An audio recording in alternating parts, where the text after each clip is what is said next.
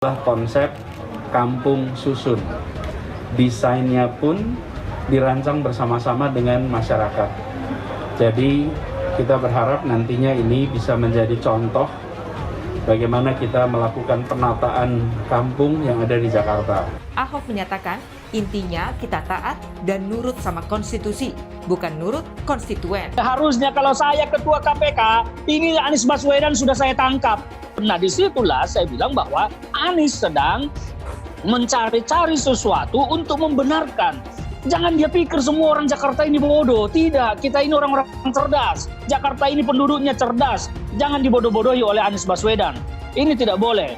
Nah kalau dia bilang bahwa tanah urukan, saya dengar juga dia menjelaskan bahwa bekas urukan nanti MRT segala macam akan dikirim ke sana untuk kemudian menjadi reklamasi. Tidak bisa, reklamasi itu tidak bisa oleh tanah lumpur. Kayak pihak orang, pihak lain, pihak ketiga lainnya tidak menghasilkan output apapun terhadap rakyat Jakarta. Apa yang terakhir dibangun oleh Ahok, itulah Jakarta sampai sekarang.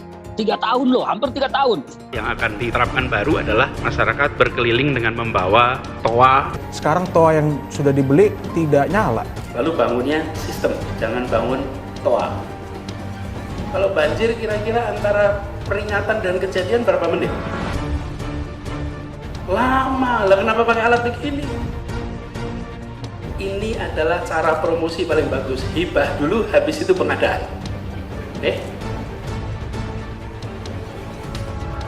Kita benar-benar membuat sistem. Ini adalah toa. Kenapa kita pakai ini coba? Lebih baik early warning sistemnya gunakan WA, masjid yang punya speaker ada di mana-mana. Jadi jangan diteruskan belanja ini. Ini akhirnya menjadi nggak relevan. Lebih baik gunakan WA. Yang kecewa karena kalian semua kemarin tidak ada milih Ahok. Kenapa reklamasi? Karena kita mau mencegah banjir. Ya kemarin kemana bos? Dan sekarang ibarat meludah, dia menelan ludahnya kembali. Itulah seorang Anies. Karena hanya pintar bermain kata-kata. Sampah-sampahnya, urukannya dibuang ke sana. Oh, nanti tempat sampah mau dibikin tempat kegiatan agama. Ingat, 15% yang dari Ahok. Ini sekarang nggak jelas ini. Ya, Ahok itu jelas semua. Hitam di atas putih. Nah, ini sekarang gimana? Pertama, Gubernur Anies tidaklah jujur. Kedua, Gubernur Anies tidaklah transparan. Ketiga, reklamasi Ancol ini tidak ada manfaatnya bagi masyarakat sekitar. Di kewajiban tambahan yang nantinya akan ditetapkan, justru ini menunjukkan nanti kita bisa nego.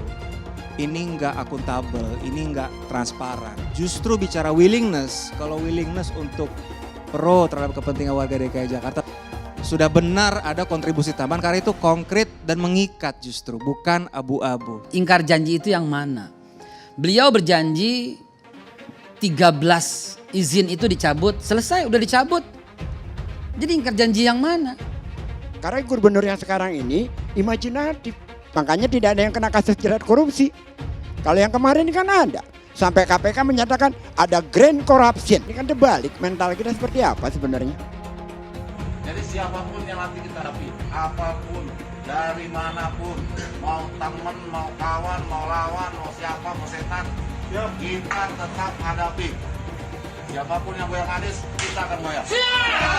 Jadi ingat, apapun alasannya, kita akan tetap setia sampai akhir. Mendukung slogan. Ya, ini menjadi PR besar sebenarnya untuk kemudian ke depan untuk tidak menjadikan isu sumber daya alam kemudian juga agama sebagai komoditas politik.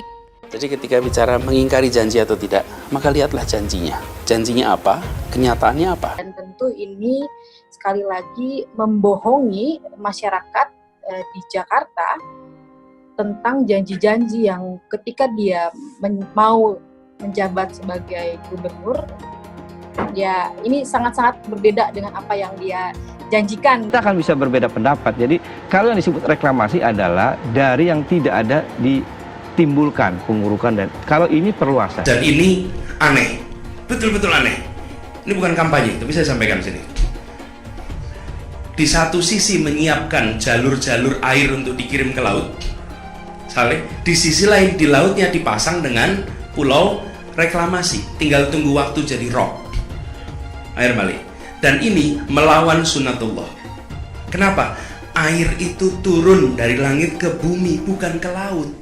Harusnya dimasukkan ke dalam bumi, masukkan tanah. Di seluruh dunia air jatuh itu dimasukkan ke tanah, bukan dialirkan pakai gorong-gorong raksasa ke laut. Jakarta telah mengambil keputusan yang fatal. Kalau seandainya orang Jakarta percaya Pak Anies jadi gubernur pun, saya berani jamin kok dia akan lakukan normalisasi yang sama seperti saya lakukan kok. Gak usah bohong lah. Nanti ketika air sampai di muara, maka siap untuk dipompa ke laut. Padahal dia minoritas. Dia mulai tahu pertama kafir, kedua goblok. Kitab Bible Kristen itu bohong. Saya bukan mengatakan Bible Kristen fiksi. Bible Kristen itu palsu. Karena di salib itu ada jin kafir. Haleluya. Ya, untuk mengalihkan perhatian kita dari para penista agama. Kalau anak Tuhan dari mana? Kalau Yesus anak Tuhan, pilihannya siapa? Kemudian na'udzubillah min dzalik. Anda pilih orang kafir, berarti Anda telah menyerahkan urusan umat Islam ke tangan orang kafir. Gus Dur itu buta mata juga buta hati. Jarang, saya belum pernah nengok Cina kerasukan setan. Pernah tak Ahok itu kerasukan setan? Enggak, setannya karena sesama setan sekarang saling menggoda. Saya nggak pernah mundur untuk kebenaran, keadilan, kejujuran, dan peri kemanusiaan. Gue nggak pernah mundur. Dan gue nggak pernah takut juga sama lu. Siapapun yang rasis, gue akan hadapin. Karena rasis itu tidak berperi kemanusiaan. Sama saya ditanya dulu kan, kamu nyesel nggak statement kamu di Pulau Seribu sehingga masih masuk penjara? Tidak pernah nyesel, karena saya mengatakan kebenaran. Hai teman-teman, saya mau memperlihatkan transaksi saya hari ini lakukan trading di eToro. Ini bukti transaksi saya untung $4.500 US, itu sekitar 68 juta rupiah. Semua keuntungan bisa saya dapatkan dengan fasilitas copy trading di eToro. Kalau saya bisa, kalian juga bisa guys. Oke, itu yang mau saya tunjukkan. Like video ini sekarang juga. Promo spesial welcome bonus bulan Agustus sampai tanggal 14 September. Buat kalian yang deposit di bulan ini, ada welcome bonus hingga $600 yang biasanya hanya $50 saja. Jadi lakukan registrasi dan juga deposit sebelum tanggal 14 September. Dan jangan lupa gunakan bonus $100.000 di akun virtual Anda ketika Anda register dengan link di kolom deskripsi untuk latihan. Hai semua, dengan saya Jonas Leong. Terima kasih banyak buat kalian penonton setia yang selalu menonton di channel ini. Saya secara personal sangat menghargai waktu kalian.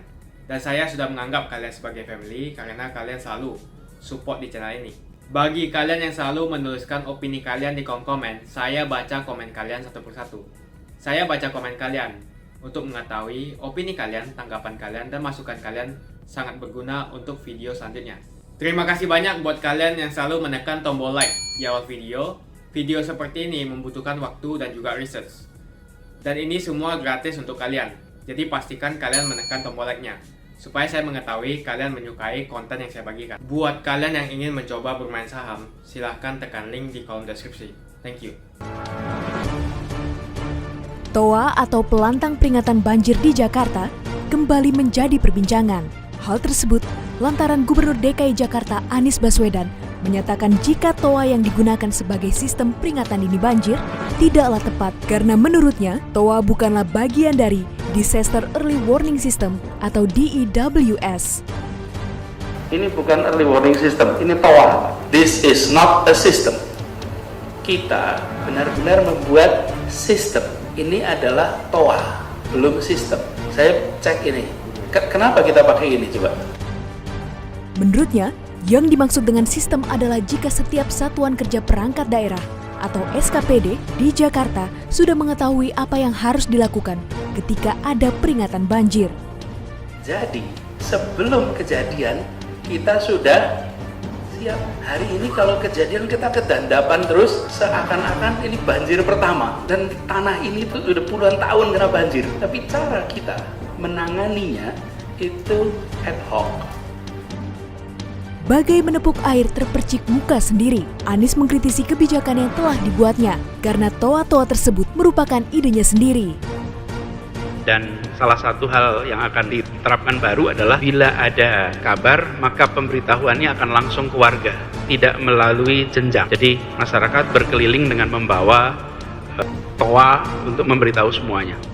Anies juga mengatakan jika penggunaan toa tersebut hanya cocok digunakan di negara Jepang, yakni sebagai peringatan dini tsunami, sebab banjir di Jakarta memiliki rentang waktu lebih lama dari peringatan hingga kejadian dibandingkan dengan tsunami.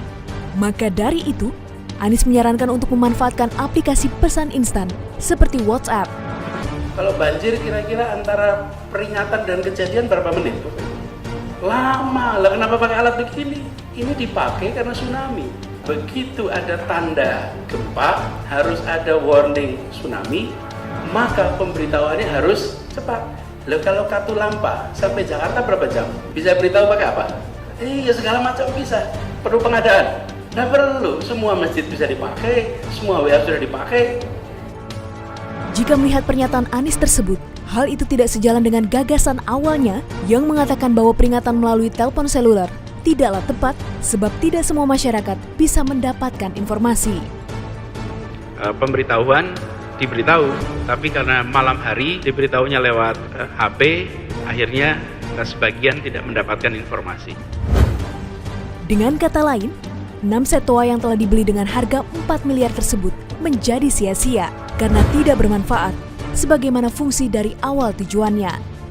Sejak awal kehadirannya, toa yang memakan anggaran hingga lebih dari 4 miliar tersebut memang menuai banyak cibiran juga kritikan. Salah satu kritikan datang dari Ketua Fraksi PDIP DPRD DKI Jakarta, Gembong Warsono, yang mengungkapkan bahwa peringatan dengan menggunakan toa sudah ketinggalan zaman dan seharusnya tidak digunakan lagi. Karena jika hanya mengandalkan toa, radius yang dapat dijangkau tidak sebanding dengan luas DKI Jakarta. Saya sarankan peringatannya itu secara teknologi. Karena kalau kita pakai toa tersebut, radiusnya paling 500 meter. Sedangkan kita DKI Jakarta sangat luas. Apalagi sekarang toa yang sudah dibeli tidak nyala. Selain itu, penggunaan toa sebagai peringatan dini banjir di DKI Jakarta nyatanya tercatat pernah mengalami kerusakan. Dan tentu saja hal ini berdampak kerugian bagi masyarakat. Kemarin kebetulan tidak bunyi, jadi ya sebenarnya kurang membantu ya bagi masyarakat. Seharusnya ya lebih dimaksimalkan fungsinya. Memang alat pendeteksi dini ini saat itu tidak ada informasi, sehingga kami tidak bisa memberikan informasi kepada warga. Dalam hal ini, Anies meminta anak buahnya untuk mengecek toa tersebut karena dirinya sendiri meyakini jika banyak toa yang tidak berfungsi. Ia pun memerintahkan agar pengadaan toa tersebut dihentikan. Jadi jangan diteruskan belanja ini. Ini akhirnya menjadi nggak relevan. Coba kalau dicek berapa yang nggak berfungsi. Pas kemarin banyak yang tidak berfungsi. Lebih baik early warning sistemnya gunakan WA, masjid yang punya speaker ada di mana-mana. Seorang pemimpin, saya ingin menyampaikan, pemimpin itu yang didengar, yang diingat oleh rakyat omongan cakapnya, ya, kata anak Medan cakapnya, ya. Jadi tolonglah, itu yang saya katakan. Sekarang kaitan dengan reklamasi, Anies ini yang dikatakan mulutmu harimaumu. Jujur saja kalau bicara Anies Baswedan, ya, salah satu yang saya lihat kemarin waktu rame pilkada itu yang menjadi jualan beliau, seperti orang yang paling hebat menolak reklamasi. Dia lupa sejarah reklamasi itu. Dari zaman Orde Lama, Orde Baru itu sudah bicara reklamasi. Saya kaget seorang gubernur baru kemarin ngomong, kenapa reklamasi? Karena kita mau mencegah banjir. Ya kemarin kemana bos? Ya semua itu masalah mencegah banjir udah disampaikan, ya. Disinilah, ya. Dan sekarang ibarat meludah, dia menelan ludahnya kembali. Itulah seorang Anies. Karena hanya pintar bermain kata-kata, dia lupa. Ini era reformasi. Rakyat semua sudah sangat cerdas. Sekarang pelan-pelan para pendukungnya juga sudah mulai meninggalkan dia. Kalau kita lihat di media sosial, ya, yang selama ini pasang badan sama dia, akhirnya termasuk nelayan-nelayan yang ada di Ancol itu, ya, mereka kecewa. Dan saya tahu mereka kan gimana sekali kan. Saya bilang, saya ngerti kenapa kalian kecewa. Karena kalian semua kemarin tidak ada milih Ahok. Karena terpancing emosi kalian oleh kompor-kompor meleduk dari pendukung Anies, termasuk Aniesnya. lengkap dong catatan semua. Sekarang saya nggak pernah menolak. Gimana pidatonya begitu? Itu yang saya katakan ya. Oh ini karena pengurukan infrastruktur apa, jadi sampah-sampahnya urukannya dibuang ke sana. Ya baru sekarang. Nanti kan saya tidak enak kalau saya bilang, oh nanti tempat sampah mau dibikin tempat kegiatan agama. Kan nggak baik. Bukan hanya reklamasi. Banyak janji-janji politik dia yang nyatanya tak ada yang dia penuhi. Mau daripada rumah susun menjadi rumah lapis. Ya, belum lagi yang lain-lain, bantuan ini, bantuan itu tidak jelas. Bahkan Formula E ramai diberguncingkan mengenai DP ya, yang ratusan miliar itu. Wah, ini masih panjang nih sejarah Anies nanti. Jadi, rumah 0% itu bisa dikatakan gatot, gagal total. Ya, jualan-jualan dia mana ada yang nggak gatot? Itu fakta kok. Mudah aja, nyatanya kontraktornya babak belur, itu aja. Hal-hal seperti ini. Dan jujur aja ya, reklamasi itu selama untuk kebaikan sih nggak ada salahnya. Tapi itu kemarin senjata untuk selain ya, dia tuh bisa menang jadi gubernur dan tim suksesnya apa? Saya tegas bicara. Menang karena apa sih? Karena sara, ujaran kebencian. Udah itu nakut-nakuti teror rakyat. Kalau meninggal tidak disolatin. Ada yang lebih ngeri lagi loh. Lupa, mereka suka lupa dengan omongannya. Kalau Ahok menang, Jakarta terbakar. Ini kan ngeri nih, yang begini-begini. Ya, jangan lagi lah. Ini sebentar lagi mau pilkada, tapi bukan DKI, di tempat daerah-daerah lain. Saya memohon, ya, poin-poin kaitan dengan fitnah, ujaran kebencian, sara, teror, jangan lakukan. Ya, kita negara yang sangat sahdu, tenang, teduh. Bahkan lihat suasana corona sekarang. Negara kita ya, jujur aja ya, salah satu negara bertahap tapi pasti corona ini bisa kita atasi. Nyatanya lihat, hanya berapa negara yang diberi kepercayaan ya oleh yang ahli mengenai untuk nanti mengatasi corona ini, vaksinnya. Ya, salah satu Indonesia. Karena ya jujur aja, tinggal sekarang kan kita hanya memohon masyarakat kita disiplinlah, bantulah Satgas COVID-19. Bantulah melaksanakan protokol kesehatan dengan baik. Yang diuntungkan jujur saja ya, akhirnya pengusaha juga. Tapi beda pengusaha waktu Pak Jokowi, Pak Ahok ya mereklamasi ya, yang sukses itu ya, yang sekarang malu-malu kucing, yang satu sudah diizinkan, yang dua argumentasinya kan enak aja. Oh karena sudah ada bangunan kan gitu ya. Yang nanti juga yang lain itu nanti ada bangunan dikeluarkan juga kok itu izinnya. Janji kita sebagai ya semua negarawan, nggak mau dibilang politisi, tapi pertanggungjawabkanlah janji itu. Rakyat itu kecewa, ya. Rakyat itu kecewa. Siap-siap dia. Belum lagi seperti saya katakan, banyak agenda-agenda lain yang orang nggak bisa terima. Apalagi yang paling berat itu mengenai Formula E loh. Udahlah, itu yang saya bilang, tolong jangan bermain kata-kata, ya. Jangan, kasihan rakyat itu. Jadi mereka sempat gimana dengan janji-janji manis, mereka pusing kok sekarang. Belum lagi Sandiaga Uno.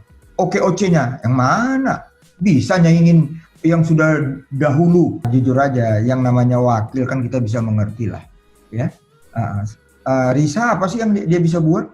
Kan dia bagaimana Pak Anies Baswedan. Apalagi dia masuk udah setengah jalan, udah masuk tahun kedua. Jadi ya begitu aja gitu. Jadi ya rata-rata air lah. Kita mau bilang apa? Dan memang dalam etika juga dia nggak bisa melebihi gubernur. Lihat dia bagaimana. Wah, begitu-gitu aja. Emangnya Sandiaga Uno gimana waktu Wagub? Ya begitu-gitu aja kok. Berjalan. Nggak mudah. Mau lagi? Yang mana lagi? Bantuan per kecamatan. Mana? Ya, ke kelurahan.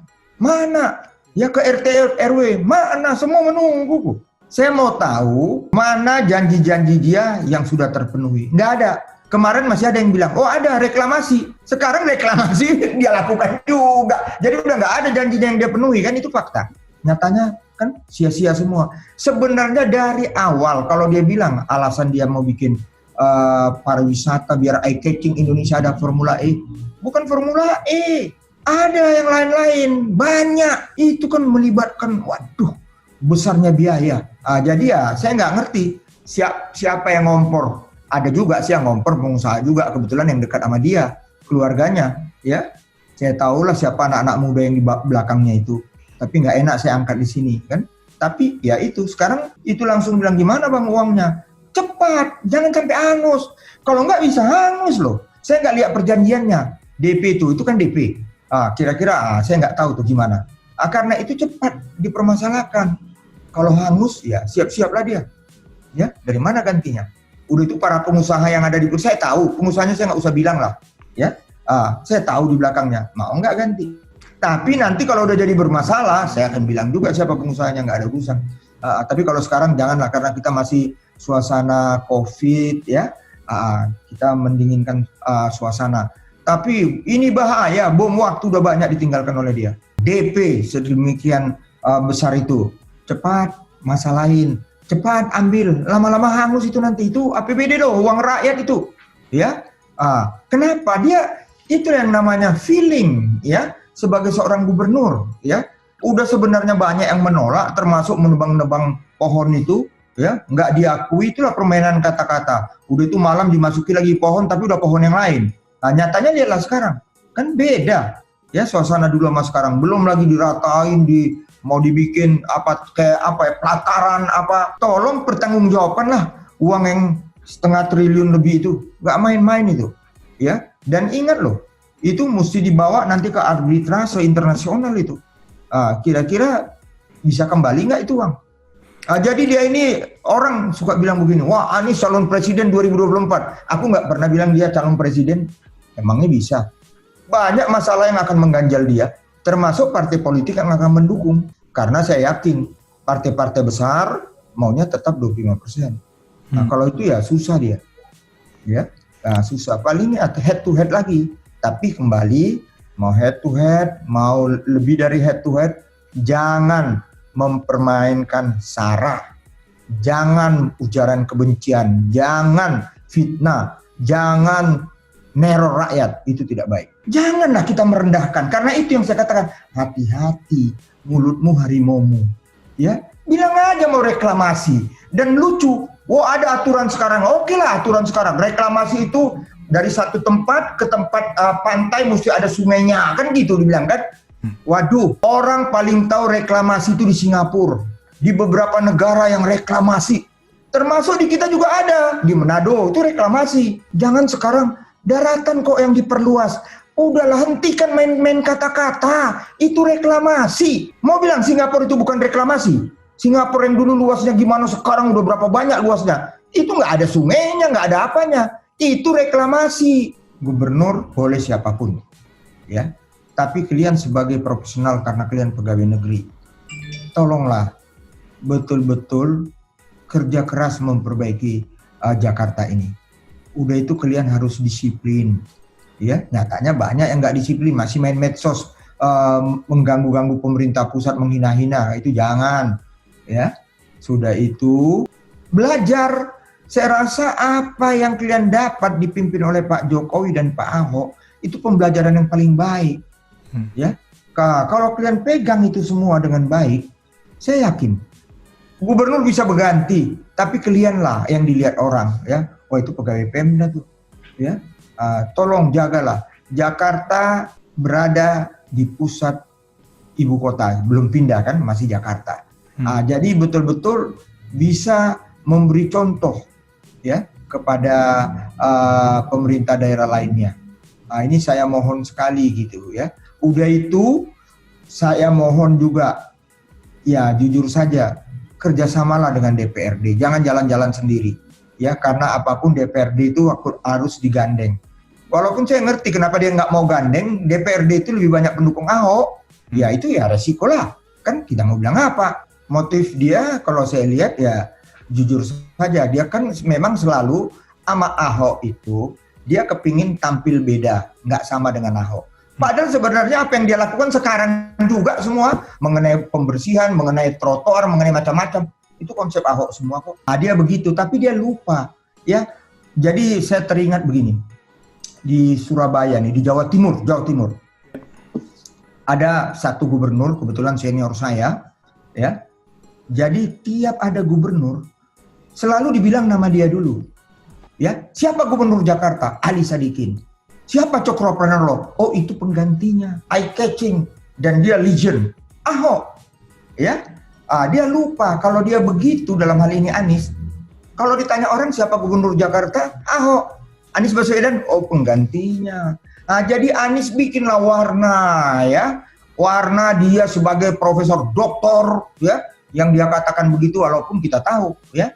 Nyatanya dia kan kena reshuffle juga kemarin, ya. Jadi dia harus berani, ya. Udahlah kalau kaitan reklamasi, apalagi dia dulu sangat menentang, sekarang dia mau mencoba-coba ngetes ombak, jangan. Reklamasi itu sekarang pendukungnya menangis. Waktu saya datang mereka nangis, mereka kecewa, hati kecil mereka terasa tertipu kok, itu yang saya lihat, karena itu mereka marah, ya, karena mereka on behalf rakyat yang mengatasnamakan rakyat di sana, ya, taunya rakyatnya sekarang begini, ya, dikecewakan oleh Anies, ya mereka ya kecewa, ya, jadi ya kalau suasana sekarang mungkin bisa aja nanti dikasih apa atau katakanlah tempat dan lain sebagainya. Tapi bukan itu, ingat mereka bukan cari tempat itu, mereka cari ikan. Saya ingin mengatakan seorang gubernur sama dengan presiden. Presiden itu tidak bisa hanya jalan sendiri sebagai eksekutif. Harus bersama-sama lembaga-lembaga lainnya, istimewa legislatif, DPR, MPR. Ini sama Pak Joko Widodo ini sangat dijaga presiden kita yang ke-7. Tapi Anies kan jelas sekali. Waktu awal-awal dia dengan bangganya mengatakan reklamasi Ancol, sahabat-sahabat kita yang ada di DPRD, kebetulan ketuanya juga dari partai saya kok, dari PDI Perjuangan. Ya mereka ya kaget-kaget, tolonglah ya. Nyatanya pelan-pelan sekarang dia keluarin. Ya waktu menyegelnya banyak wartawan ya. Waktu memberi izin bangunan, diam-diam. Ingat 15% yang dari Ahok, ini sekarang nggak jelas ini ya. Ahok itu jelas semua, hitam di atas putih. Ini sekarang gimana? Termasuk sekarang yang lagi rame, ya. Sudah rame-rame, udahlah berhentilah menjual agama itu, nggak baik lah. Taunya sekarang, enggak, itu sekarang mau bikin tempat ini, ya, berkaitan dengan keagamaan. Ingat loh, ideologi kita Pancasila, ya. Kalau memang itu mau dibikin, bukan hanya satu agama. Agama yang diakui di Republik Indonesia ini. Ini kan kebablasan, hanya satu agama yang diomongin. Ingat loh, di negara yang berdasarkan Pancasila sebagai ideologi, tidak mengenal dominasi mayoritas dan tirani minoritas. Hati-hati Anies Baswedan. Ya kalau sesuatu yang baik menjadi sama kan tidak apa-apa dong Anies Baswedan meniru yang baik. Janganlah gengsi-gengsian Anies Baswedan merasa bahwa dia lebih smart, lebih pintar, terus bahwa program dia lebih unggul, lebih andal dari Ahok segala macam. Tidak, kalau saya udah bilang Ahok, kalau kita lihat berapa tahun si Ahok jadi gubernur, ya kan? Berapa tahun sekarang Anies Baswedan jadi gubernur? Kalau kita mau banding-bandingkan waktunya, ya hampir sama sekarang. Tetapi apa yang dilakukan oleh Ahok? Yang dilakukan Ahok itu jauh lebih besar daripada yang dilakukan oleh Anies Baswedan. Jakarta di tangan Ahok itu berubah. Kita harus mengakui bahwa pada saat dipimpin oleh Ahok, Jakarta itu banyak berubah. Pasukan-pasukan orange-nya, pasukan hijau, pasukan ini segala macam. Bekerja semua. Jakarta jalanannya bersih. Coba sekarang kembali ke jalanan Jakarta. Kotor di mana-mana, pasukan orange saya sudah jarang lihat. Pasukan hijau jarang saya lihat. Ya kan? Zaman Ahok ini semua kerja. Kenapa mereka disiplin kerja? Karena ada pemimpin yang tegas. Nah kalau sekarang, ya saya tidak tahu. Tinggal diukur saja. Jadi kalau kemudian menjadi sama dengan programnya Ahok, ya Anies Baswedan tidak perlu malu mengakui bahwa ini ya meneruskan menjadi meniru programnya Ahok. Yang penting kan masyarakat kita. Jangan kita bertahan dengan gengsi pribadi, personal kita, ego pribadi kita, kemudian rakyat menjadi korban. Tidak, pemimpin itu menjadi pelayan. Pelayan nggak apa-apa menjadi babu, menjadi budak, yang penting masyarakatnya terlayani dengan baik. Itu harus menjadi pemimpin seperti itu. Saya jadi tertawa ini. Formula E ini harusnya kalau saya ketua KPK, ini Anies Baswedan sudah saya tangkap. Kan ke orang memperkaya pihak orang, pihak lain, pihak ketiga lainnya, tidak menghasilkan output apapun terhadap rakyat Jakarta. Syarat pengeluaran uang kita itu, setiap sennya itu harus berguna untuk rakyat. Nah ini ada uang fee yang sudah dibayarkan 560 miliar. Itu bukan uang kecil. Ternyata tidak menghasilkan apapun untuk Jakarta dan untuk rakyat Jakarta. Artinya apa? Anies Baswedan layak dituduh, layak didakwa, layak dituduhkan dengan pasal memperkaya orang lain, korporasi lain. Karena formula ini kan perusahaan, swasta, korporasi. Nah, ya kan kita tidak tahu, jangan-jangan ini. Jangan-jangan bisa saja Anies Baswedan hengki-pengki dengan penyelenggara formula itu di luar negeri sana, kita tidak tahu. Makanya saya bilang kalau saya ketua KPK, Anies Baswedan itu sudah akan saya panggil untuk mempertanggungjawabkan 560 miliar fee yang telah dia bayarkan ke sana. Kenapa itu tidak bisa diminta kembali? Harusnya kan bisa diminta kembali dong, karena agendanya kan tidak terlaksana. Kecuali agendanya terlaksana, oke lah, ada hiburan yang ditonton masyarakat meskipun itu tidak bermanfaat, ya kan? Apa manfaatnya itu? Tidak ada sama sekali. Tapi oke lah, ada outputnya. Nah sekarang kan nol, tidak ada output yang dihasilkan oleh sebuah uang yang cukup besar 560 miliar. Bisa dituduhkan bahwa dia telah merugikan keuangan negara dan memperkaya korporasi lain, pihak lain. Unsur-unsurnya di Undang-Undang Tipikor itu sudah memenuhi. Nah itu, apalagi kalau masuk lebih dalam lagi, apakah tidak ada unsur kehati-hatian, analisis risiko segala macam, main bayar aja. Nah itu kan tidak boleh. Makanya saya bilang, jadi kalau itu sesuatu yang baru, sesuatu yang baru yang merugikan masyarakat Jakarta ya. Jadi kalau pemimpin sebelumnya memberikan sesuatu yang baru, kemudian bisa dinikmati masyarakat Jakarta seperti Simpang Susun Semanggi. Nah kalau Anies Baswedan ini memberikan sesuatu yang baru, ya hanya ruang perdebatan yang cukup besar ya. Kerugian APBD kita terhadap Formula E itu juga harus dipertanggungjawabkan. Kalau saya pasti akan menuntut Anies Baswedan mempertanggungjawabkan fee Formula 560 miliar yang sudah dibayarkan oleh Anies Baswedan. Apa tanggung jawab, apa hasilnya, apa outputnya. Kalau tidak agenda tidak berjalan kan mestinya itu bisa dikembalikan dananya. Tapi kenapa tidak kembali? Waduh, jangan-jangan jadi tabungan. Kita tidak tahu. Saya berharap si Anies Baswedan ini orang yang bersih, tidak meneko-neko segala macam. Jadi dengan tidak dipaksanya penyelenggara formula untuk mengembalikan dana 560 miliar itu, saya menjadi ragu terhadap Anies Baswedan ini. Bagaimana dia ini apakah masih orang yang bersih atau tidak. Makanya saya bilang kalau saya jadi ketua KPK, saya akan panggil Anies Baswedan. Janji keseluruhan Anies ya, kita pertama mengevaluasi dulu, hampir 3 tahun sudah Anies ini menjabat sebagai gubernur ya. Dari banyak janji, saya ini kan mantan tim suksesnya Anies Baswedan pada saat pilkada kemarin. Jadi saya tahu persis apa yang menjadi target, apa yang menjadi hasrat, apa yang menjadi janji politik Anies Baswedan pada saat pilkada kemarin. Nah, dari tahun ke tahun saya melihat bahwa memang apa yang disampaikan oleh Anies Baswedan ini sejak dulu hanya manis di mulut belaka, ya, manis di mulut belaka, tetapi realitanya tidak ada implementasi yang real di lapangan. Artinya kalau kita mau lihat, hampir stagnan dari apa yang disisakan oleh Ahok. Apa yang terakhir dibangun oleh Ahok, itulah Jakarta sampai sekarang. 3 tahun loh, hampir 3 tahun. Anies jangan banyak cerita tentang trotoar segala macam. Itu bukan membangun Jakarta.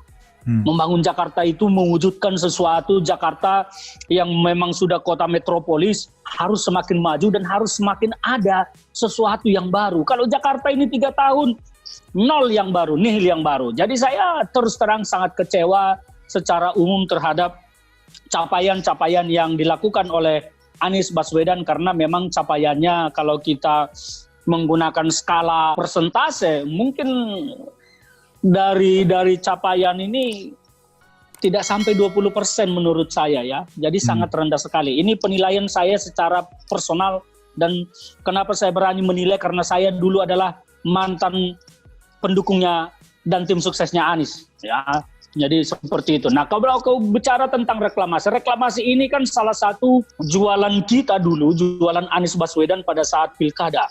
Dan justru inilah salah satu jualan utama yang kemudian menarik suara masyarakat Jakarta. Kenapa? Karena dulu memang Jakarta, masyarakatnya pada umumnya tidak menginginkan adanya reklamasi, apalagi pada saat itu reklamasi dicitrakan, di-image-kan, diopinikan sebagai sesuatu barang mahal yang akan menjadi tempat konglomerat asing, konglomerat luar. Apalagi dibalur-balur lagi, dibalut-balut lagi dengan segala macam propaganda seolah-olah reklamasi yang dibangun pada masa Ahok ini hanya akan untuk orang asing, khususnya ya mohon maaf saya menyebut, saya bukannya mau rasis, pada saat itu diopinikan bahwa ini akan menjadi tempat orang-orang Cina lah, kira-kira seperti itu. Nah ternyata jualan Anies ini dulu laku dan dibeli oleh masyarakat, sehingga itulah yang membuat Anies kemudian menjadi menang pada Pilkada 2017. Nah sekarang kita melihat 2020, 3 tahun Anies memimpin Jakarta, dengan segala macam argumen-argumen yang menurut saya tidak sama sekali ilmiah dan tidak seharusnya disampaikan oleh seorang Anies Baswedan yang berembel-embel PhD, menyampaikan argumen-argumen yang tidak ilmiah untuk mendukung sebuah rencananya, sebuah programnya yang memang dulu dia tolak tapi sekarang dia bikin sendiri. Nah inilah yang membuat kita aneh, dan menurut saya Anies sedang membohongi dirinya sendiri, itu yang pertama. Sebelum dia membohongi penduduk Jakarta, dia membohongi dirinya sendiri. Dan yang pasti bahwa reklamasi ini menurut saya KPK harus turun tangan. Pertanyaan besarnya adalah kenapa Anies kemudian melaksanakan sendiri reklamasi, yang mana dulu reklamasi ini ditolak oleh dia. Pasti ada sesuatu di baliknya. Anies ini punya target, punya rencana politik yang masih lebih tinggi. Semua tahu bagaimana hingar-bingar politik 2024 menjadi mainan Anies Baswedan sekarang, ya. Nah ini yang menjadi pertanyaan kita. Mengapa? Jangan-jangan ada sesuatu yang dirancang oleh Anies sendiri di balik ini. Kenapa sesuatu yang dulu dia tolak, kemudian sekarang dia lakukan sendiri? Nah ini kan pertanyaan besar. Kalau kekuasaan, di mana-mana kekuasaan itu pasti akan menuju kepada perilaku koruptif. Kekuasaan itu ada yang mengawasi, ada DPR-nya, ada KPK-nya, ada jaksanya, ada polisinya. Karena memang kekuasaan itu pasti cenderung koruptif. Nah inilah yang menjadi fokus kita sekarang. Kalau saya secara pribadi melihat bahwa ini ada sesuatu yang tidak beres di dalam pemberian izin ini. Apapun argumen yang dibangun oleh Anies Baswedan untuk membenarkan program dia ini, saya pikir ini adalah argumen-argumen yang hanya membohongi dirinya sendiri sebelum membohongi penduduk Jakarta. Kalau saya menyatakan ini pembohongan, ya, dan ini dia lakukan untuk sesuatu. Nah sesuatu ini apa? Karena kalau untuk penduduk Jakarta, saya pikir bukan reklamasi yang harus dia lakukan. Nah sekarang kita lihat dulu masalah penduduk Jakarta ini apa? Apakah memang kekurangan lahan atau apa? Nah ini kan yang harus dia jawab. Dulu kan dia sudah jelaskan bahwa masalah Jakarta bukan ini. Nah sekarang kenapa dia membuat ini menjadi solusi dari sebuah masalah Jakarta? Nah artinya apa? Anies Baswedan sedang membangun retorika, membangun propaganda-propaganda opini untuk membenarkan apa yang dia lakukan dengan target-target tertentu. Nah inilah target-target ini apa? Ini yang saya bilang bahwa KPK harus turun untuk menelisik rencana program Anies Baswedan ini. Menurut saya seperti itu. Dia meneruskan, ya garis bawahi kata meneruskan KJP, itu kan sudah ada sebelumnya. Itu hanya pekerjaan meletakkan anggaran APBD lagi di posnya. Nah itu. Kemudian yang dia lakukan lagi adalah rumah DP 0%. Saya tidak melihatnya sekarang. Ya kan tidak ada. Yang lain-lain lagi segala macam. Tidak ada. Lapangan kerja 200.000. Mana? Ini sekarang malah COVID yang menyerang dunia, malah kehilangan lapangan pekerjaan. Itu gagal semua. Jadi yang dia lakukan, makanya tadi saya bilang hanya 20%-an itu, ya itu cuma menutup Alexis dan kemudian meneruskan KJP. Di luar itu tidak ada yang dia lakukan. Kalau kita mau kembali ke janji rumah DP 0%, harusnya kan memang ini adalah sebuah program yang sangat bagus. Yang sangat membantu masyarakat berpenghasilan rendah di Jakarta, paling tidak karyawan-karyawan atau keluarga muda yang masih karyawan mungkin gajinya 4 juta, 5 juta, kira-kira seperti itu. Tapi ternyata kan program ini kalau kita lihat apa yang diresmikan. Rumah susun yang dibangun itu bahkan petakannya waktu itu kan hanya kecil sekali, kamarnya pun sangat sempit dan tidak layak. Nah, kalau waktu mendaftar itu memang sangat membludak, masyarakat ini kan tidak tahu seperti apa nanti yang akan dibangun, ya kan? Ya tentu mendaftar, orang semua juga pengen, saya juga pengen. Masyarakat tentu ingin mendapatkan hunian yang layak, ya. Dan ini harus dilihat itu, hunian yang layak. Nah, ternyata apa yang dibangun oleh Pemda DKI Jakarta itu tidak layak disebut hunian, karena kamarnya aja sempit begitu. Rumah tinggalnya tidak ada, tempat tinggalnya segala macam. Jadi masyarakat kita akhirnya kemudian kecewa, yang tadinya mendaftar membludak itu, kemudian kan tidak meneruskan tidak keinginannya untuk mendapatkan hunian DP 0% ini. Nah sekarang kalau kita lihat sekarang berapa unit sekarang yang terhuni, sangat sedikit. Kalau kita melihat itu sepi, tidak ada. Mungkin sebentar lagi juga yang tinggal di situ mungkin akan pergi meninggalkan itu, atau bahkan Pemda DKI Jakarta nanti akan bahkan menjadikan itu menjadi rumah sewa, menjadi rumah susun sewa, bisa jadi. Karena memang tidak ada yang membeli. Karena apa? Dibeli pun tanggung untuk menjadi hunian yang layak, cara penghasilannya justru akan dipotong. Nah, kalau kita masuk ke itu, kita belum masuk ke segmen golongan gaji yang layak ya, yang bisa mencicil hunian ini. Kalau kita melihat di situ penghasilan masyarakat yang bisa memilikinya kan harus di atas 5 juta rata-rata, ya kan? Dan ini memberatkan. Siapa yang layak untuk ini? Sementara programnya adalah hunian 0% untuk masyarakat kalangan bawah. Harapan kita tadinya, ini program ini ada orang-orang yang mungkin seperti, ya mohon maaf ya, saya bukannya mau mengecilkan profesi kawan-kawan seperti yang memang pekerja non formal, yang serabutan, yang mungkin kerja hari ini di sana, kerja hari ini di situ, dapat upah harian di sini, dapat upah harian di sana. Mungkin sebulan pendapatannya cuma 2 juta, 3 juta. Nah inilah sebetulnya target-target awalnya untuk bisa mendapat hunian, supaya mereka ini menjadi masyarakat Jakarta yang layak, yang tinggal di tempat hunian yang layak. Ternyata dari semua aspeknya tidak layak. Bahkan tempat yang dibangun pun tidak layak huni menurut saya. Itu tidak layak. Orang kamarnya hanya sempit sekali begitu, tidak ada tempat untuk berinteraksi segala macam. Jadi menurut saya kalau hunian DP 0% itu Anies Baswedan ya sudah gagal, bahkan tidak sesuai dengan ekspektasi publik. Faktanya bahwa masyarakat yang tadinya berbondong-bondong mendaftar ingin mendapatkan hunian ini, setelah hunian jadi kan kita bisa lihat Anies Baswedan bisa tahu sendiri berapa unit sekarang yang terisi dan ditempati oleh masyarakat. Nah itu dia ukur sendiri saja dirinya, apakah dia berhasil atau dia gagal.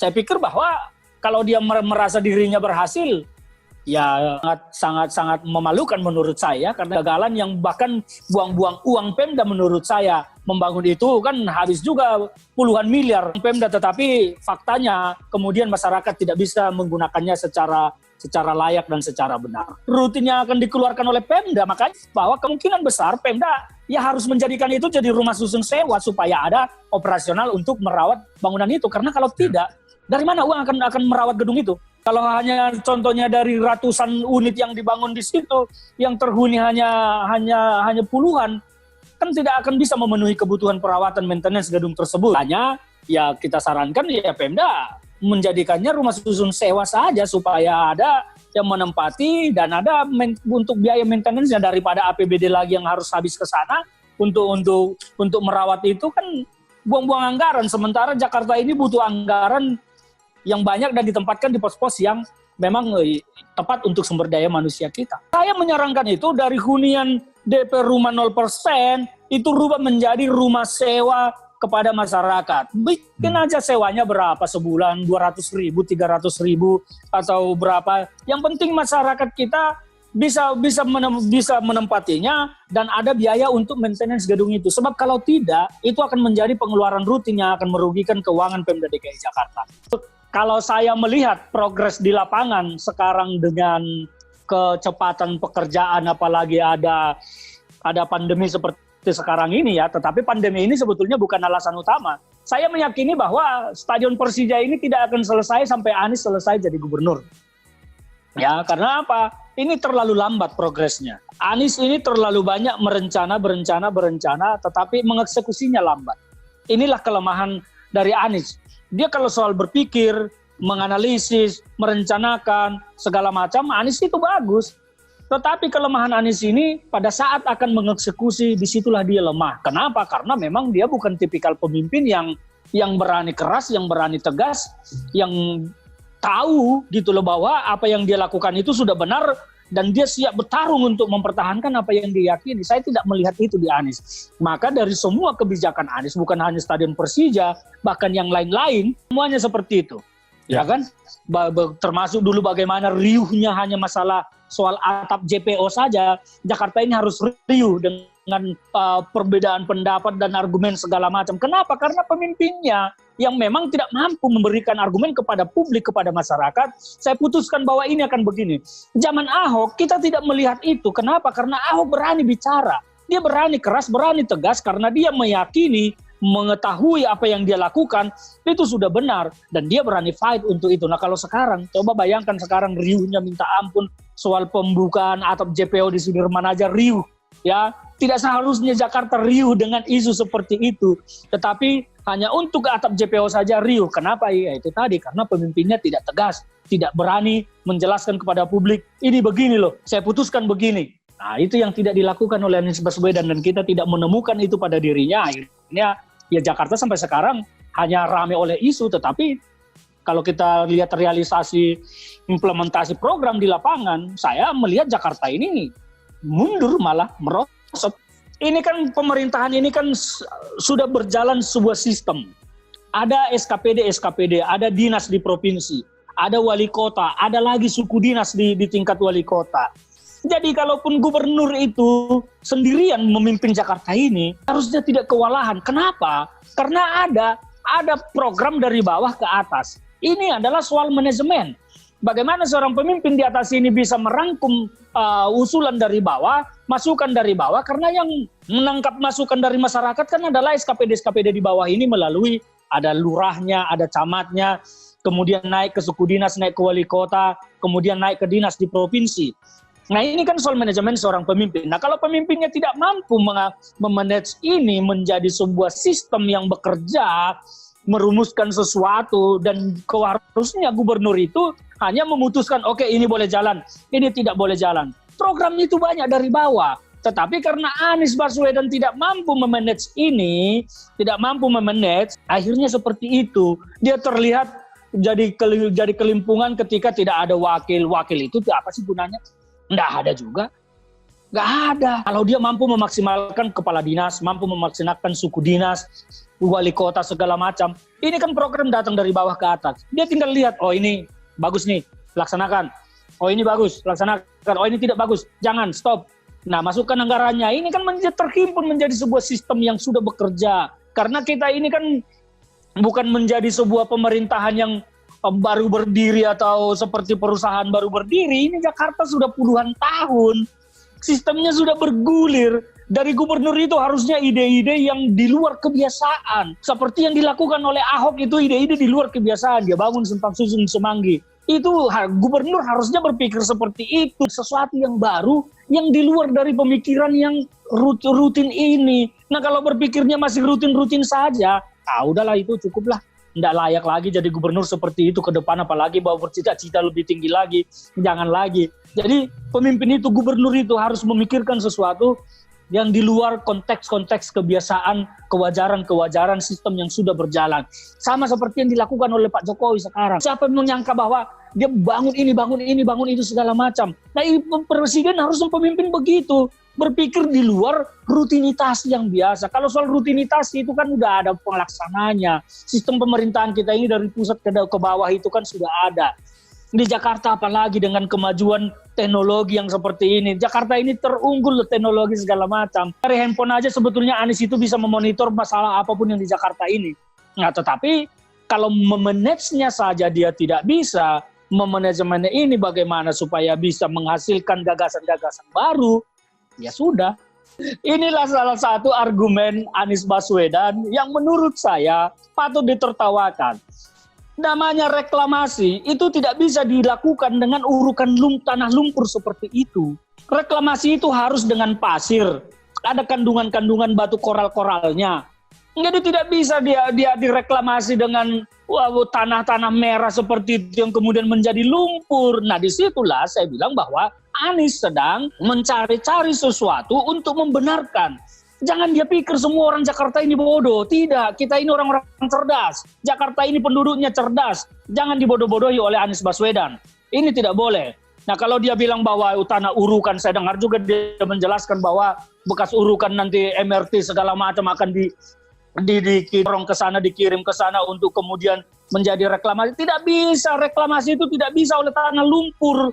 Dari mana jalan-jalan teorinya tanah urukan seperti itu bisa menjadi tanah reklamasi? Nggak bisa. Jadi dari situ pun Anies ini sudah tidak ilmiah. Makanya saya bilang, pernah dalam Twitter saya sampaikan, Anies Baswedan ini kan seorang PhD, harusnya berargumen itu, harusnya argumennya ilmiah. Menunjukkan dia seorang yang memang berembel-embel seorang PhD. Jangan disamakan argumen-argumennya seperti pendukung-pendukungnya itu loh. Kalau pendukung-pendukungnya itu saya memaklumi lah ya, memang kelasnya di situ. Apapun akan mereka sampaikan untuk mendukung Anies Baswedan, membenarkan Anies Baswedan, meskipun yang mereka sampaikan salah. Tapi seorang pemimpin, seorang Anies Baswedan, dia seorang PhD harusnya memberikan argumentasi yang ilmiah. Dia harus menjelaskan reklamasi itu begini segala macam. Jangan dia bilang bahwa ini nanti akan tanah urukan lumpur itu akan menjadi diuruk ke situ menjadi reklamasi. Nggak bisa, itu tidak bisa reklamasi. Reklamasi itu harus pasir. Kenapa? Karena ada ukuran-ukurannya. Nanti kalau saya jelaskan di sini saya disebut lagi ahli sipil. Saya tidak pernah sekolah sipil, tetapi saya mengerti itu. Saya memahami karena saya suka membaca. Ya, jadi itu tidak demikian. Nah, saya pikir bahwa Anies Baswedan sebaiknya memang mencari cara lain saja. Kalaupun oke lah, sekarang dia mau dengan istilah-istilah segala macam, dia bilang bahwa ini perluasan daratan, beda dengan reklamasi dulu. Nah, ini yang harus dijelaskan. Kalau dia mau dia menyebut ini beda dengan reklamasi yang dilakukan zaman Ahok, bedanya apa?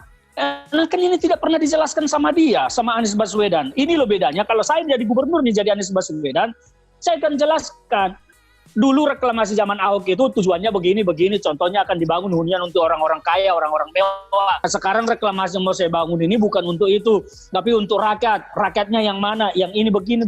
Kan seperti itu. Jangan mereka bangun juga opini bahwa ini kepentingan rakyat. Itu kan semua semu. Itu argumen-argumen yang dibangun tanpa bisa dibuktikan tujuannya bahwa ini untuk rakyat. Saya menyatakan bahwa reklamasi, apapun namanya yang disebut oleh Anies Baswedan ini, mau perluasan daratan kek, mau apa kek, tidak akan bisa dia buktikan di situ bahwa ini tujuannya bahwa untuk rakyat Jakarta. Tidak akan bisa. Tetapi kalau untuk kepentingan metropolis, nah sama dulu, Ahok juga begitu. Kalau kita mau membangun Jakarta, membuat Jakarta memang yang lebih maju, lebih sejajar dengan kota-kota dunia besar lainnya, reklamasi yang dicanangkan zaman Ahok itu justru yang harus dilanjutkan, karena itu akan menjadi sebuah kota daerah baru yang menjadi semacam simbolik baru bagi Jakarta. Ada sesuatu yang baru. Nah, sekarang saya tidak mengerti apa yang akan dilakukan oleh Anies Baswedan. Bahkan dia terlalu banyak, saya pikir, membenturkan agama bahkan ya. Membenturkan agama dengan pihak-pihak yang mengkritik bahwa dia bilang bahwa ini akan dibangun museum agama dan ini segala macam. Dia ingin membentengi dirinya. Sama seperti yang dilakukan oleh Erdogan sekarang di Turki dengan membuat Hagia Sophia itu menjadi masjid kembali. Dia itu kan sedang bermasalah dengan Eropa. Dia ingin membentengi dirinya dengan dukungan masyarakatnya, maka diperalatlah agama. Anies Baswedan mau meniru ini, saya lihat. Jangan, tidak boleh. Kita ini kelompok masyarakat yang heterogen. Indonesia ini majemuk.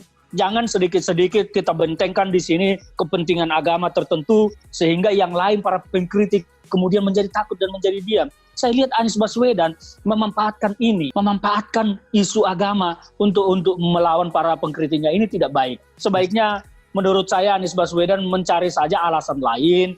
Kalaupun dia ingin ngotot menjalankan reklamasi ini, carilah alasan argumen-argumen yang ilmiah, yang dapat diterima akal sehat untuk membenarkan.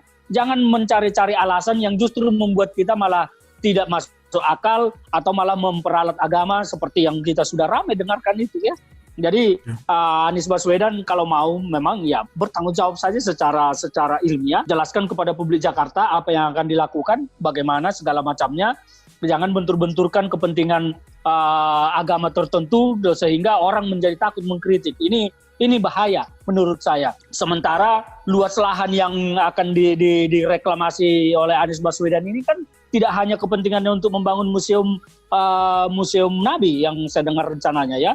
Bahkan luasnya ini kan 100 hektar lebih. Padahal dulu kalau kita mendengar argumennya Anies Baswedan pada saat pilkada dulu, dia bilang kan bahwa masalah Jakarta ini Ya justru kita harus membangun gedung ke atas supaya karena lahan terbatas kita bangun gedung ke atasnya. Sekarang kenapa tidak dia melakukan itu gitu loh.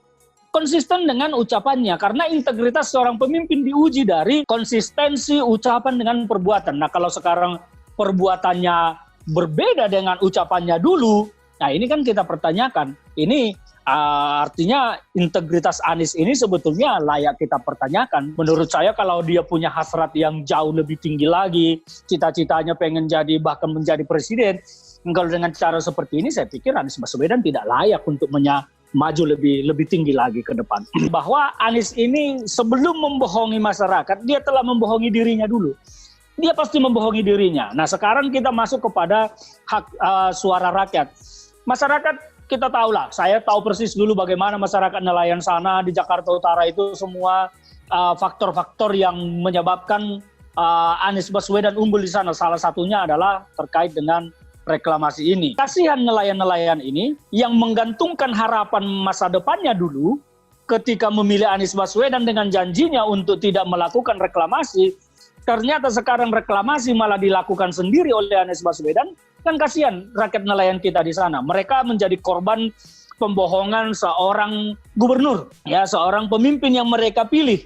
Dulu mereka, saya tahu persis karena saya terlibat masa kampanye ke daerah pesisir sana, ke Muara Karang segala macam itu, saya turun ya. Jadi saya tahu persis bagaimana dulu masyarakat di sana itu mengharapkan sesuatu yang berubah ya.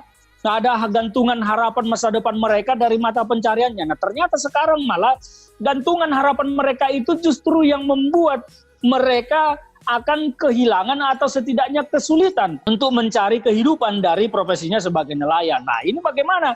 Pertanyaan kita, bagaimana perasaan Anies melihat warga masyarakat itu nanti? Apa yang akan dia lakukan terhadap masyarakat ini? Apakah akan kembali menjanjikan ABCD segala macam atau segala ini itu? Kan tidak demikian menjadi seorang pemimpin. Menjadi seorang pemimpin harusnya Anies itu setelah berjanji dulu tidak mereklamasi dan dia kembali membangun hunian-hunian yang bahkan yang pernah digusur oleh Anies Baswedan, Ahok di masa Ahok di sana, harusnya masyarakat di sana itu justru lebih dibina sama dia, lebih dihidupkan bagaimana supaya masyarakat nelayan kita ini nelayannya meningkat, berkembang. Bukan justru sekarang dia malah berpikir sesuatu reklamasi dengan uang yang tentu uang akan besar ini, ya, dan entah apa yang diharapkan di situ kemudian mengorbankan masyarakat. Ini tentu bahwa kita melihat Anies Baswedan sedang memilih sesuatu yang lebih mementingkan dirinya sendiri daripada memikirkan kepentingan masyarakat umum di sana. Kalau Anies Baswedan seorang pemimpin gubernur yang baik, tentu dia akan memikirkan bagaimana memajukan masyarakat nelayan di pesisir sana, di pesisir Jakarta Utara sana. Nah sekarang ternyata Anies memilih melakukan reklamasi, artinya apa? Ada kepentingan pribadinya di situ. Entah apa kepentingan pribadinya, dia yang tahu. Nah dia sekarang memilih kepentingan pribadinya daripada mengedepankan kepentingan masyarakat pesisir nelayan di sana itu. Kasihan mereka sebetulnya menjadi korban sebuah kebohongan, korban dari sebuah janji yang tidak mampu direalisasikan oleh Anies Baswedan. Menurut saya ini sangat buruk ya. Beda dengan sebuah janji yang membutuhkan proses kinerja seperti saya nih menjanjikan, oke, nanti kita akan saya janjikan ekonomi akan sekian persen pada bulan sekian. Itu kan membutuhkan sebuah proses yang artinya apa bisa gagal bisa tidak. Tetapi kalau soal reklamasi dan tidak reklamasi ini tidak butuh proses, tetapi hanya butuh hati, butuh nurani, butuh sikap. Kalau saya menyatakan tidak berarti tidak, kalau saya menyatakan ya berarti ya. Nah Anies dulu sudah menjanjikan tidak, menolak. Nah sekarang dia mengingkari itu artinya apa? Ya kita pertanyakan sikap konsistensinya Anies Baswedan. Jangan sampai nanti dia disebut seorang pemimpin yang berkepribadian ganda atau bahkan seorang pemimpin yang tega mengorbankan masyarakat untuk kepentingan dirinya. Tidak ada alasan lain. Saya melihat tidak ada alasan Jakarta, tidak ada alasan rakyat untuk reklamasi ini. Tetapi kalau alasan untuk kepentingan pribadinya Anies Baswedan, saya melihat di reklamasi ini ada. Nah, dia lebih mengedepankan kepentingan pribadinya daripada kepentingan masyarakat umum di sana. Kalau Anies Baswedan memikirkan kepentingan masyarakat umum, masyarakat Jakarta Utara di sana yang berprofesi sebagai nelayan, tentu dia tidak akan mengambil sikap melaksanakan reklamasi. dia kalahkan kepentingan rakyat. Mumpung lagi berkuasa, saya lagi berkuasa nih, boleh dong saya begini supaya nanti saya begini. Ya itulah yang terjadi. Nah, pemimpin seperti ini mau kita harapkan apa? Mau kita bela menjadi pemimpin seterusnya? Kalau saya tidak akan mau membela seperti ini lagi sebagai pemimpin, apalagi mau memimpin yang lebih tinggi seperti harapan-harapan mereka para pendukungnya mau jadi capres segala macam. Bagi saya Anies Baswedan ini langkah politiknya sudah harus dihentikan dengan sikap-sikap seperti ini. Jadi itu sangat berbeda. Seperti kalau selama ini kan kalau kita lihat ini yang saya jelaskan tadi seperti janji Pak Jokowi ekonomi akan meroket ternyata tidak tercapai. Nah, itu yang saya bilang bahwa ini butuh proses. Yang bisa gagal, bisa berhasil, bisa sukses, bisa tidak. Karena ada proses di dalamnya, ada pekerjaan di dalamnya. Beda dengan reklamasi ini hanya soal sikap, soal hati, soal nurani. Nah, inilah kegagalan Anies paling besar, bahwa dia telah menunjukkan dia siapa, menunjukkan dirinya siapa, bahwa ternyata dia adalah pemimpin yang lebih memikirkan dirinya sendiri daripada memikirkan masyarakat umum lainnya seperti nelayan di pesisir Jakarta Utara. Kalau saya melihatnya begini, dari ini kita harus selalu belajar. Kita ini masyarakat adalah sebetulnya pemegang kedaulatan tertinggi, ya, bahwa kita selama ini hanya memilih orang yang sudah dipilih, kita terima itu sebagai bagian dari demokrasi, bahwa kita hanya memilih orang-orang yang sudah dipilih oleh elit-elit lah, ya, pemegang tiket. Kita hanya memilih orang yang sudah dipilih. Nah, ke depan ini sebaiknya, apalagi Jakarta dengan kemajuan teknologi begini, kita harus lebih melihat, ya, jangan lagi tergoda, ya, dengan isu-isu pribadi atau isu-isu politik identitas. Mari kita pilih pemimpin kita, mau siapapun itu, mau orang beragama atau orang tidak beragama. Tetapi kalau dia mampu memberikan kesejahteraan kepada masyarakat Jakarta, membuat Jakarta ini menjadi maju, menjadi kota yang nyaman kita tinggali, menjadi kota yang sejahtera bagi masyarakatnya, ayo kita pilih. Karena selama ini apalagi Pilkada 2017 Jakarta sangat kental dengan politik identitas, ya. Bahkan mayat pun menjadi jualan untuk kampanye kemarin itu. Ke depan kita hentikan yang seperti ini. Mari kita berdemokrasi dengan sehat, bahwa demokrasi ini tujuannya adalah memilih pemimpin yang mampu membawa kota ini maju, membawa masyarakatnya menjadi sejahtera, bukan hanya menjadi karena menjadi teman atau sama identitasnya dengan kita, atau sama agamanya, sama sukunya, sama rasnya.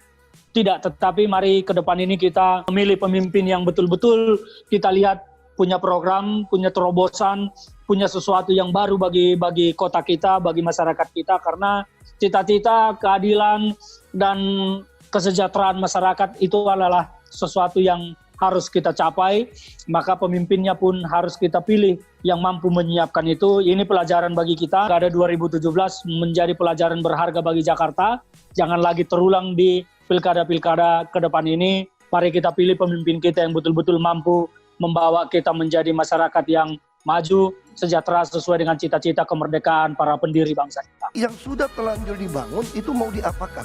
Mau dibongkar atau diapakan? Ini yang saya pengen tahu.